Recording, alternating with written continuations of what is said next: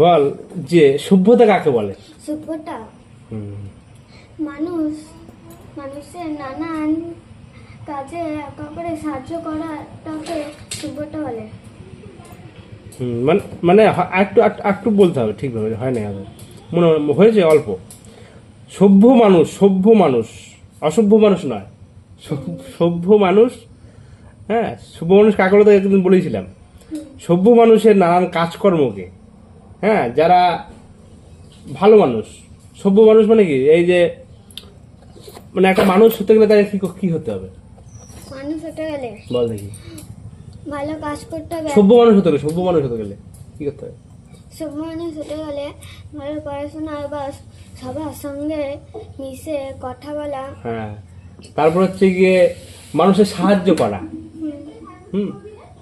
মানুষের পাশে থাকা, যে কোনো একটা দুস্থ মানুষের পাশে থাকা, ঠিক আছে। বৃদ্ধ মানুষের সাহায্য করা। তারপর হচ্ছে গিয়ে আহ, তারপর হচ্ছে গিয়ে একটা, যে একটা ধর কেউ একটা খারাপ কিছু করছে, সেটাকে সাপোর্ট না করে তাকে ভালো পথে নিয়ে যাওয়া। এগুলো কার কাজ? এগুলো হচ্ছে সভ্য মানুষের কাজ, ঠিক আছে। নিজে খারাপ পথে যাওয়া না, কেউ খারাপ পথে গেলে তাকে ভালো পথে নিয়ে আসাটা হচ্ছে সভ্য মানুষের কাজ। বুঝতে পেরেছিস? তারপর হচ্ছে গিয়ে, তাহলে এখানে কি সভ্য মানুষ বলেছে, তাই সভ্য মানুষের নানান যে কাজকর্ম করে যারা, তাদেরকে একসঙ্গে বলে সভ্যতা। এই যে আমরা যে এখন এই যে, তারপরে এই যে এত কিছু যে আবিষ্কার করেছে, লোহা, দেখ লোহা আগে এরকম কখনো ঘর ছিল, এত এরকম ঘর ছিল না। আগে মানুষ বড় জঙ্গলে থাকতো, গুহাতে থাকতো। হুম। আস্তে আস্তে মানুষ সভ্য হতে হতে হতে হতে এই ব্যাগ তৈরি করলো, এইগুলো তৈরি করলো, লোহা তৈরি করলো, তারপরে সব এই যে ইট বালি পাথর তৈরি করলো, মাটি পুড়ি ইট তৈরি করলো, দিয়ে এখন মানুষ বড় দালান করে ফেলেছে। শুধু দালানই নয়, মানুষ চাঁদেও পৌঁছে গিয়েছে। মানুষ স্পেসে, আকাশে থাকে, আকাশে চলে যাচ্ছে। আকাশ তো সেই অনেক সীমাহীন, একেবারে পুরো, মানে ওর কোনো সীমা নেই আকাশের। হ্যাঁ, যতদূর যাবে খালি আকাশ, মানে চললো তো চললো, ফাঁকা। মানুষ এতদূর পৌঁছে গিয়েছে। তার মানে কি? তার মানে মানুষ দিন দিন কি সভ্য হচ্ছে, ঠিক আছে। আর অসভ্য, অসভ্য মানে কি, মানুষের নিচের দিকে নেমে যায়। ধর মানুষ, এই যে এখনকার দিনে, এখনকার মানুষটা কি সভ্য তো, কিন্তু যখন মানুষ আস্তে আস্তে নিচের দিকে নেমে যাবে, তখন তাকে বলে অসভ্য। মানে সভ্য মানুষের থেকেও আস্তে আস্তে নিচের দিকে নামবে, মানে কাজকর্মগুলো করবে না, হ্যাঁ, কাজকর্মগুলো ঠিকঠাক করবে না, ঠিকঠাক চলবে না, এইসব। বুঝতে পেরেছিস? এবার গাঙ্গেয় সমভূমির গড় উচ্চতা কত বলেছিলাম? গাঙ্গেয় সমভূমির গড় উচ্চতা হচ্ছে 12 থেকে 14 মিটার। এটা বলতে কি, সুন্দরবনে কাদামাটিতে জমানো যে গাছগুলোর কত রকম মূল দেখা যায় ও কি কি? কত রকম মূল দেখা যায় ও কি কি? সুন্দরবনের কাদামাটিতে নানা রকম মূল দেখা যায়। সেই মূলগুলো কি কি রকম, মানে মূল দেখা যায় কি রকম? লালচে। হ্যাঁ, লালচে। লালচে মূল। কি কি মূল দেখা যায়? কি শ্বাস মূল দেখা যায়, শুনিস নাই? শ্বাস মূল, ঠ্যাস মূল, এসব দেখা যায়। সবার ছুটি হয়ে গেছে, তুই চুপচাপ বসে আছিস। ছুটি চেয়ে চেয়ে গিয়েছে, দেরিতে এসছিস তুই।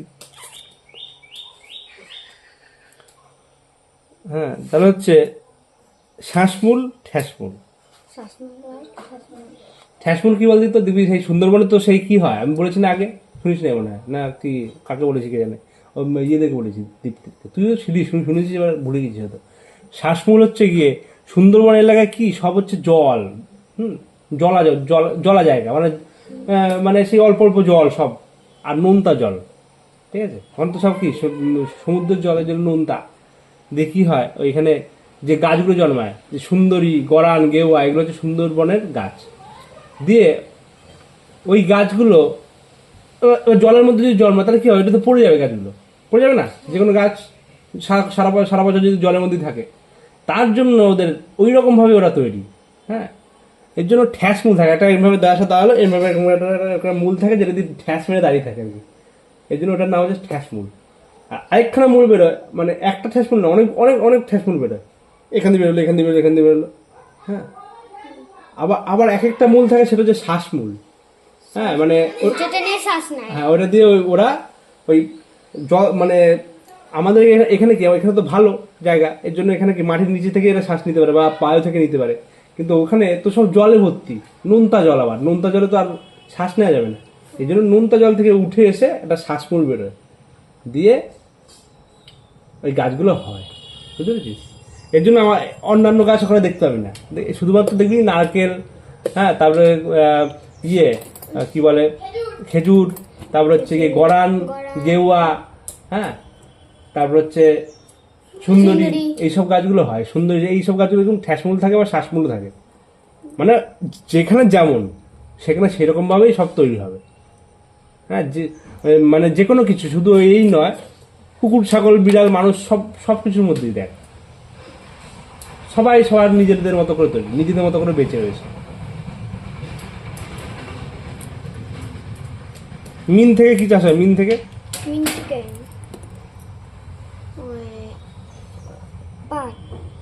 গলদা চিংড়ি, বাগদা চিংড়ি চাষ হয় এখানে।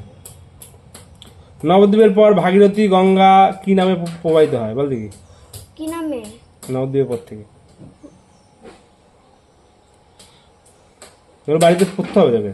নবদ্বীপের পর, এই বইটা ভালো, তোর ওই বইটার মধ্যে আছে নাকি জানি না, তবে এই বইটা অনেক কিছু আছে, ওই বইটাও আছে, যেগুলো আছে ওগুলো পড়বি। নবদ্বীপের পর ভাগীরথী হুগলি নদী নামে, ভাগীরথী নদীটা কি হচ্ছে না, হুগলি নদী নামে, হ্যাঁ, কলকাতার ওখানে। আর হচ্ছে হলদিয়া পেরিয়ে আরো দক্ষিণে বঙ্গোপসাগরের মধ্যে গিয়ে পড়েছে। সুন্দরবনের মাটি ও জলের প্রকৃতিটা কেমন বল দেখি একটু। মাটি ও জলের প্রকৃতিটা, মাটিটা হচ্ছে কাদার ভাগ বেশি থাকে, বালি কম থাকে, ঠিক আছে। নরম মাটিতে নুনের পরিমাণ বেশি থাকে, কেন বললাম একটু আগে বলে দিলাম, নুনের পরিমাণ বেশি থাকে, আর জলও নোনতা হয়। দক্ষিণ চব্বিশ পরগনায় কোথায় কোথায় বনখণ্ড আছে? পারমাদানে কালকে বলেছিলাম। তারপর বেথুয়া ডাউরির বনে কি কি গাছ ও কি কি প্রাণী দেখতে পাওয়া যায় তার সম্পর্কে একটু বলো দেখি।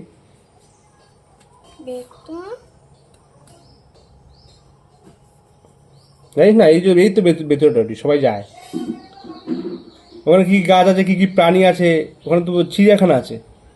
চিড়িয়াখানা না, মানে ওগুলো, মানে চিড়িয়াখানা না, মানে ওগুলোকে ওখানে সব ছাড়া থাকে আর কি। ওই হরিণ, কাঠবিড়ালি এসব দেখতে পাওয়া যায়। হরিণ থাকে প্রচুর। আর ভেতরে বনে শাল গাছ আছে, সেগুন গাছ, মেগুন গাছ, যে যা যা গাছ আমাদের এখানে হয় সেগুলি আছে, কদম গাছ। ঠিক আছে, তাহলে পড়বি, হয় না? পড়বি, এর পরের দিন পরীক্ষা নেবো।